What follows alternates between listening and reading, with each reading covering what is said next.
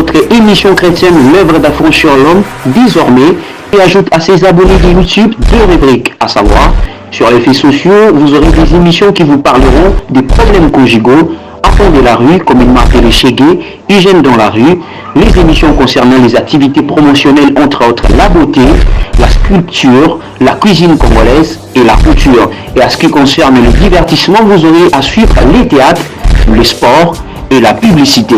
Bata RDC News vous suit partout, vous trouvez. Bata RDC News, déclencheur de bonnes humeurs. Bonjour chers journalistes, merci de m'avoir fait honneur à ce que je sois invité dans votre espace pour défendre et présenter l'œuvre de Dieu qui s'est fait dans l'église universelle pentecôtiste charismatique, ministère des affranchis, qui est chapeauté par le prophète Emmanuel Douti.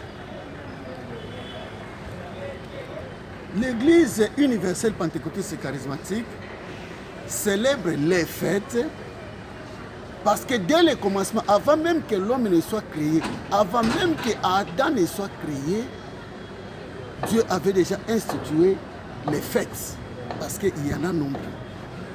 Et parmi toutes ces fêtes, nous épinglons une que nous sommes en train de célébrer pendant ce temps, c'est la fête de la moisson. Où on en trouve dans le livre de Lévitique, chapitre 23, versets 15 à 16. On nous parle d'une fête qui s'appelle moisson, à travers laquelle, pendant ces 4 jours, nous allons être visités par le Seigneur. Pourquoi? Parce que les fêtes sont les moments spéciaux, des grandes visitations, lesquels moments Dieu vient approcher son peuple, ses enfants, pour leur faire du bien, généralement, dans tous les problèmes qui les tracassent dans la vie courante. C'est vraiment une très très bonne question. Lorsque vous dites pourquoi seulement pendant la saison sèche? Mais maman, nous avons 4 saisons, n'est-ce pas? Nous avons 4 saisons en Europe. Ici, en Afrique, nous avons 2 saisons.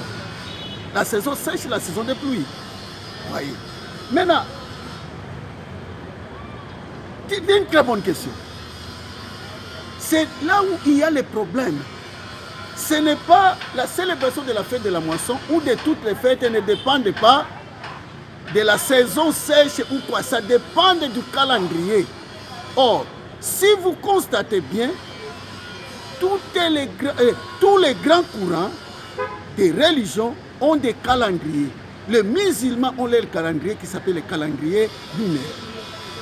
Les chrétiens, avec les fondements apostoliques, ont un calendrier qui s'appelle le calendrier grégorien qui part du 1er janvier au 31 décembre. Et lorsque les prophètes arrivent, les prophètes doivent amener un calendrier qui s'appelle le calendrier divin. Et tous ces calendriers que je viens de citer ont 12 mois. Maintenant, dans les calendriers divins, même les Juifs eux-mêmes par rapport à l'Israël, vous avez posé la question ici. Les Juifs, lorsque nous sommes au mois de janvier, les janvier pour les Juifs, c'est le mois d'avril. Ok? Lorsque nous sommes en janvier, nous dirions que les Juifs sont au mois d'août. Si je ne me trompe pas. Maintenant, avec le calendrier céleste, le mois de mai, c'est ça le premier mois. Les janvier, selon Dieu, par rapport au calendrier céleste, c'est le mois de mai. Et lorsque l'année s'ouvre, c'est alors que les fêtes commencent. Lorsqu'on célèbre la fête de la moisson, ce n'est pas lié à une quelconque température ou alors le climat pour fuir la pluie ou la chaleur. Non, ça tombait comme ça par rapport à la présence divine.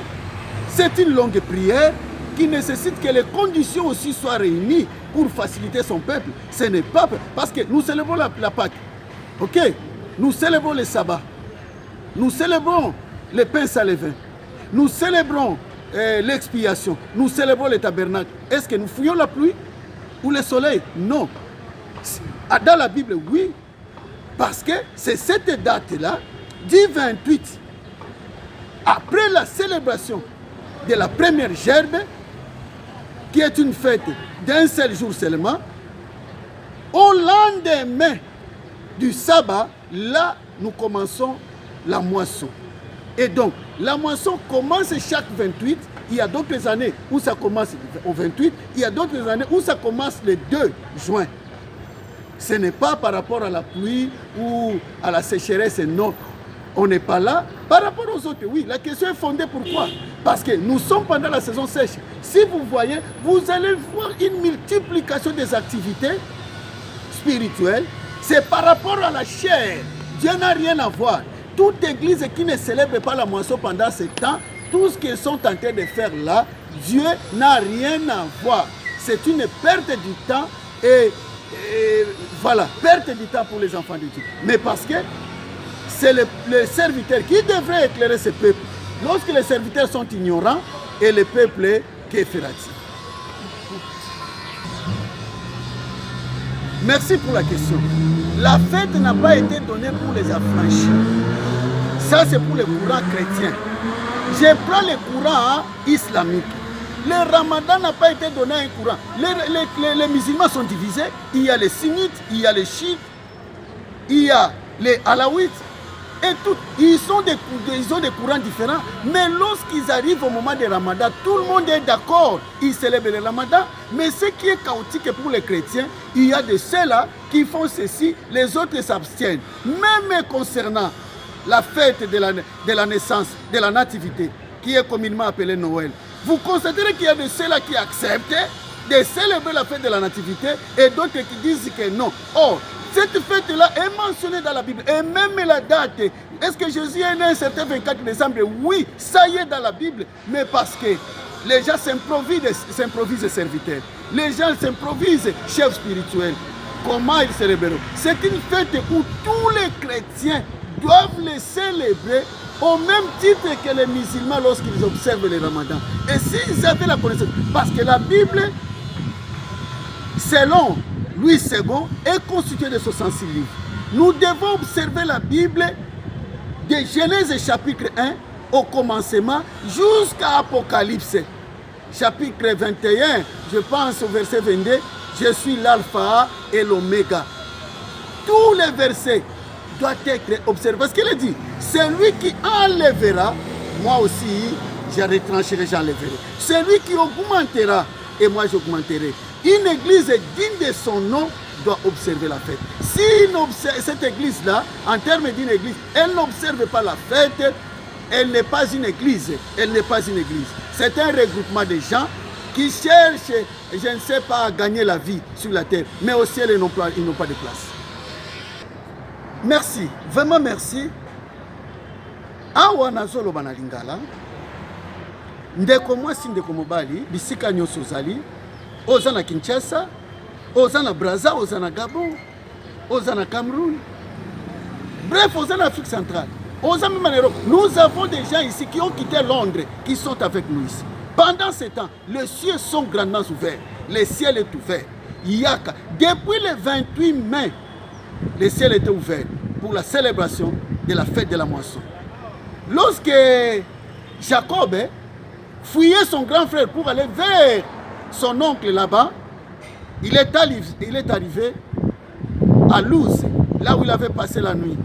À Tiemutuna Libanga, Boutou Azolota, Lole Fungwami, il y a une échelle qui est descendue et il a vu les anges monter et descendre. Pendant ce temps, pendant cette semaine, le ciel est ouvert, les anges et les archanges sont tentés de siffler. Ceux-ci sont tentés de monter et d'autres sont tentés de descendre. Pour faire quoi? Pour arranger ta vie, pour te délivrer, pour te guérir, pour te sauver, pour te sortir du danger, pour changer ta malédiction, pour t'ouvrir des portes fermées, pour rétablir le plan merveilleux de Dieu dans ta vie. Voilà pourquoi Yaka, Toza Wap, nous sommes dans la commune de Limete, quartier résidentiel, avenue de la Révolution, numéro 817.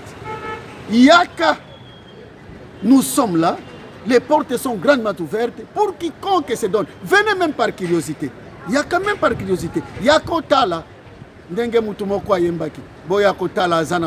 Oui, il est vivant. Voilà pourquoi il a institué le fait que vous célébrerez de génération en génération. Ce n'est pas une histoire des éditions.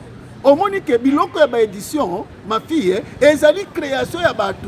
Telle convention, première édition. Telle convention. séminaire, deuxième édition.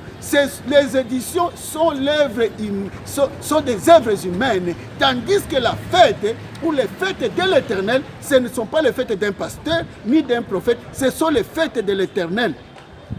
Et le problème édition, c'est un problème de génération en génération. Nous avons trouvé les fêtes. Adam a trouvé les fêtes. Nous allons mourir. Nos enfants vont continuer à célébrer les fêtes, nos petits-enfants, jusqu'au dernier jour. Aussi longtemps que le ciel et la terre existeront, les fêtes seront célébrées. Et votre question, parce que vous venez de me poser la question en disant que dans le livre de Lévitique, chapitre 23, verset 1 à 4, on dit « Cette fête est adressée aux enfants d'Israël. » Oui, c'est là où il y a beaucoup de pasteurs qui disent, ils recourent toujours à ce verset, Osée chapitre 4, verset 6, que mon peuple est détruit parce qu'il manque la connaissance. Très bien.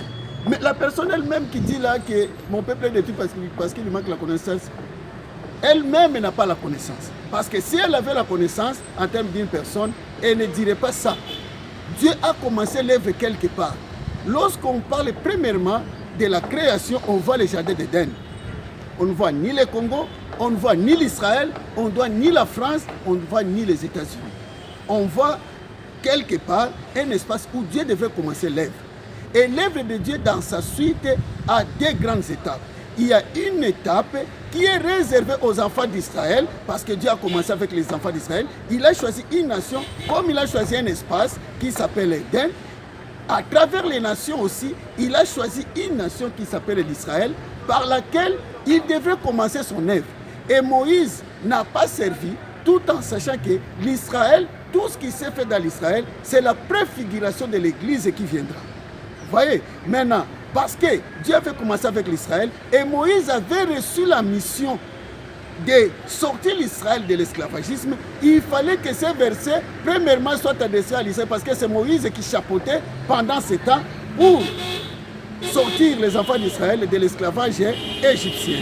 Maintenant, lorsque le Seigneur Jésus est venu, il est venu racheter tout le monde. Il a pris l'échantillon de ce qui se faisait avec l'Israël, il a répandu ça pour l'Église tout entière, c'est-à-dire toutes les nations. Apocalypse dit, par son sang, il a racheté tout peuple, toutes les langues, toutes les tribus, il a fait d'eux un royaume et des sacrificateurs. Acquis pour sa gloire. Voilà pourquoi tout le monde qui s'appelle enfant de Dieu, toute église qui se disent église chrétienne, doivent célébrer les fêtes de l'Éternel. S'ils ne les célèbrent pas, ils sont hors jeu, ils sont hors la volonté de Dieu. Avant d'aller, premièrement, toucher par rapport à votre question, les avantages ou alors les conditions, nous allons commencer par dire ceci. La fête de la moisson qui est présentée en deux phases. Il y a une phase de semaines et une phase de jours. Vous célébrerez 7 semaines, vous célébrerez 50 jours. Là, on voit les deux chiffres qui apparaissent. Il y a le chiffre 7, il y a le chiffre 50. C'est là, on viendra maintenant déterminer quelles sont les conditions. Il n'y a aucune condition. La première condition, c'est premièrement la prise de conscience et la volonté de s'engager. Maintenant, les éléments qui doivent maintenant accompagner cette fête pour faire la force, c'est ce que nous pouvons peut-être épingler par rapport à votre préoccupation. Mais la première, par rapport à ce que vous avez, de la manière dont vous avez posé la question, par rapport à la condition, il n'y en a aucune. La condition, c'est la disposition, la volonté pour y célébrer. Voilà. Oui, par rapport aux avantages, il y en a beaucoup, beaucoup.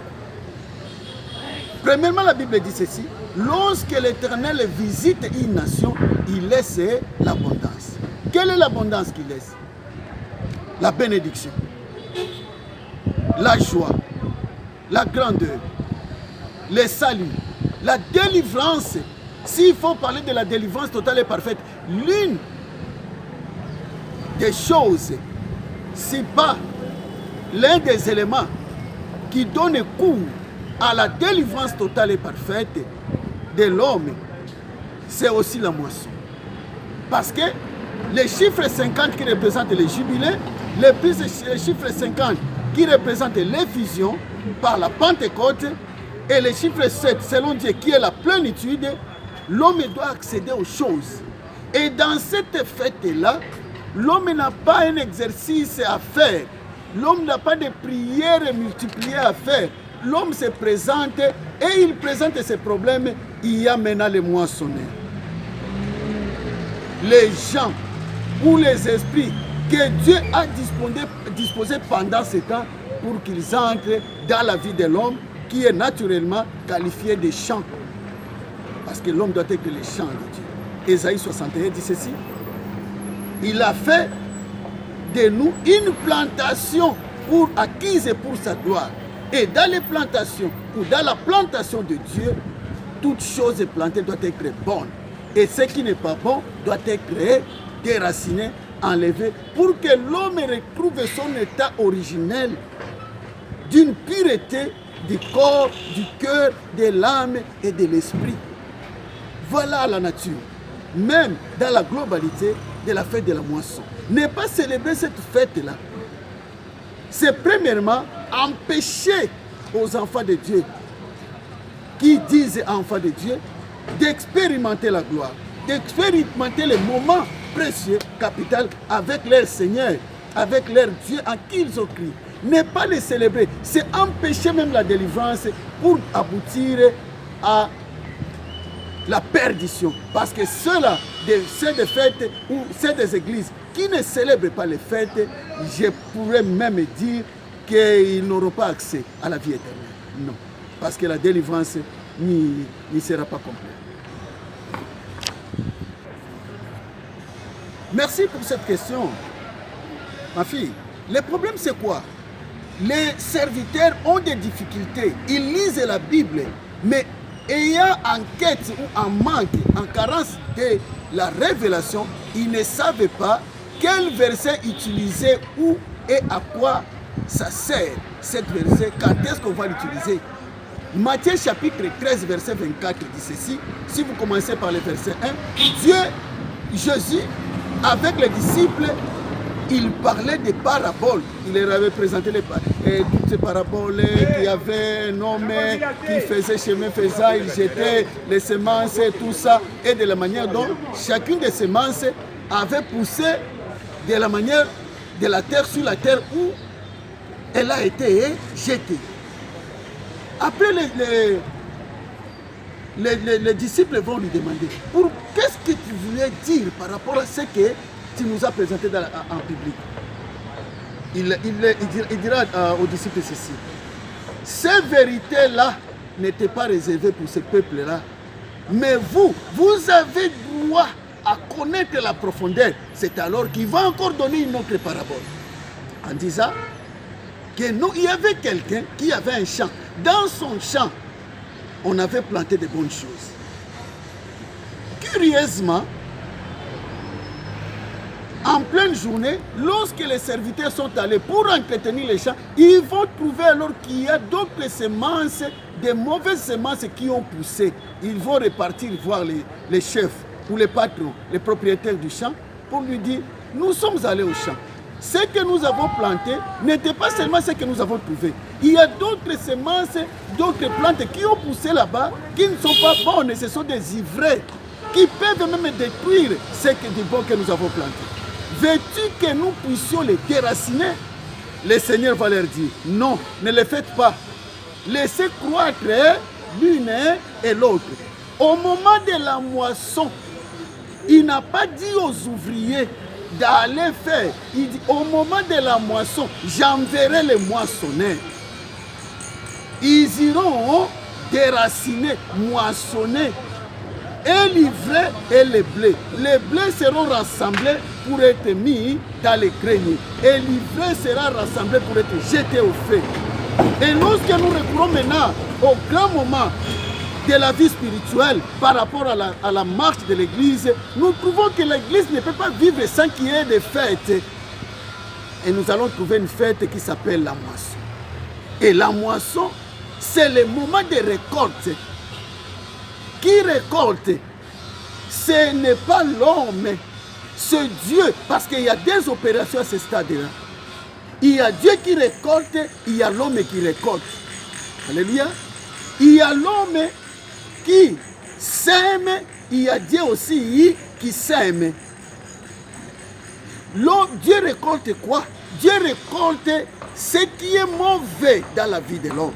L'homme récolte quoi? L'homme récolte ce qu'il a semé par rapport à son engagement, par rapport au sacrifice, par rapport à l'observance, par rapport à l'obéissance, par rapport à la célébration. Il est en train de récolter de bonnes choses. Dans tout ce qu'il a semé, les prières, les enseignements, pour rendre ça simple. Cet homme-là est à distance. Il doit se déplacer pour aller au culte. Il donne sa dîme, il donne ses offrandes. Il prêche, il évangélise, il intercède. Toutes ces choses-là doivent être payées. Il doit récolter ce qu'il a semé. Et Dieu doit déraciner en lui ce que l'ennemi a planté. Quoi? Les maladies, les échecs, le malheur, la mort, la stérilité et tout ce qui amène le couac dans la vie de l'homme. Voilà une question.